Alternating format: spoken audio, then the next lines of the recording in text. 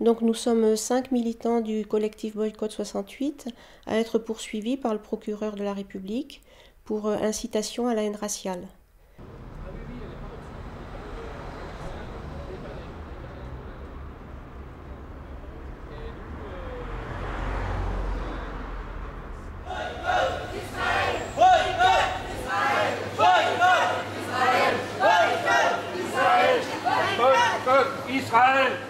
Je suis membre du collectif Boycott 68.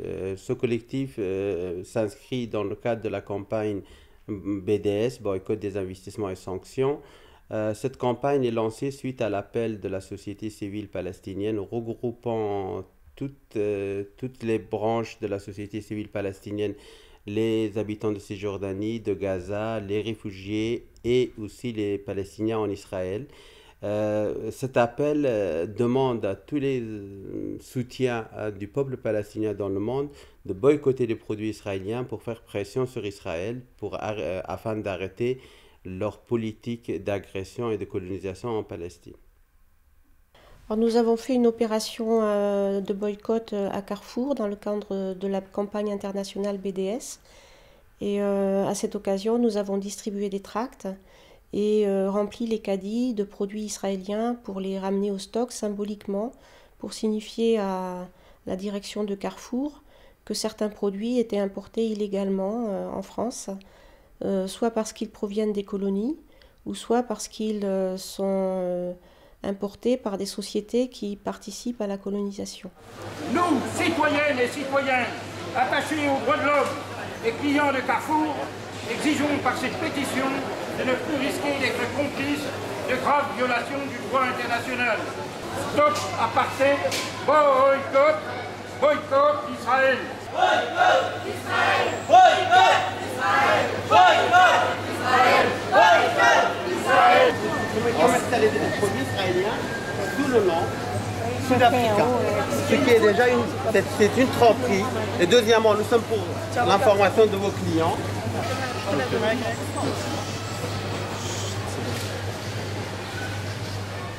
Le procureur ne dit pas qu'il nous poursuit parce qu'on boycotte.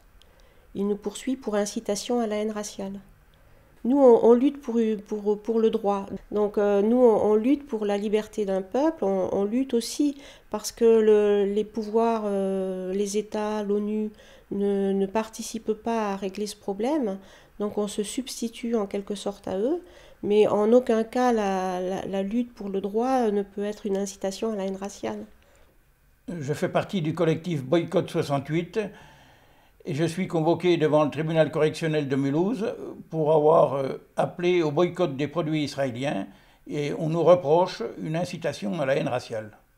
Mais c'est un moyen, c'est un exemple qui a été payant donc en Afrique du Sud, c'est un moyen d'action citoyenne et non violente pour faire pression sur un État qui est un État criminel qui ne respecte pas le droit international et qui exécute des crimes de guerre et des crimes contre l'humanité. Ce n'est pas moi qui le dis, c'est le rapport Goldstone de l'ONU qui l'a dit encore récemment. Alors ceux qui nous soutiennent, ce sont d'abord des élus, des sénateurs, des députés européens. Il y a aussi des personnalités, des personnalités morales comme Monseigneur Gaillot ou Stéphane Hessel, qui est co-rédacteur de la Déclaration universelle des droits de l'homme, qu'on ne peut pas considérer comme des gens violents ou racistes.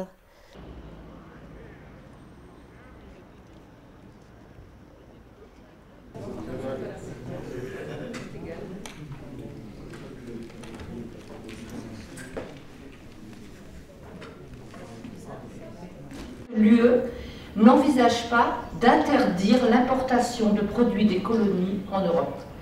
Alors évidemment, il ne bénéficie pas d'avantages tarifaires au niveau douanier, mais on autorise, ce qui est complètement en contradiction avec la Convention de Genève. Donc je crois que c'est complètement illégal.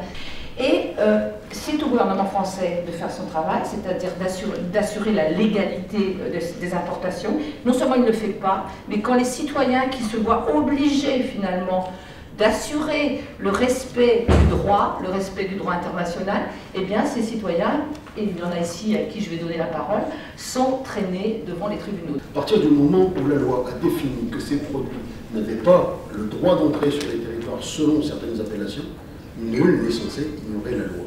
Et les citoyens réagissent parce qu'il y a défaut de surveillance de l'État français de la non-application de la loi. C'est donc de la légitime défense intelligente. Et je crois que c'est sur ce terrain-là qu'il faut l'amener. C'est à la fois un terrain politique et juridique, mais c'est la reconnaissance que les citoyens sont obligés de réagir de cette manière-là, de manière proportionnée et non définitive dans le temps, pour faire tout simplement respecter la loi. Je rappellerai cette citation de Gandhi, qui est peut-être celui qui, dans le cadre d'un combat collectif, dans une lutte de libération, a utilisé le plus le boycott, et qui disait quand on combat, au début on rigole de vous, ensuite on vous condamne, on vous met en prison et à la fin vous gagnez. Finalement, ce procès est politique. Le Premier ministre, la ministre de la Justice et aujourd'hui le ministre de l'Intérieur ont annoncé qu'ils allaient poursuivre les militants du boycott. Donc en ce sens, on n'est pas très surpris. Ce qui est surprenant, c'est qu'on considère que c'est un crime, comme l'a dit le ministre de l'Intérieur, alors que les vrais criminels, ce sont ceux qui colonisent, qui ont massacré à Gaza, qui ont tout détruit à Gaza et au sud Liban. Et ceux-là ne sont jamais poursuivis. Donc on a l'impression qu'on renverse les situations et qu'on fait de nous des criminels, qu'on criminalise la politique de boycott, alors que les vrais coupables ne sont jamais poursuivis.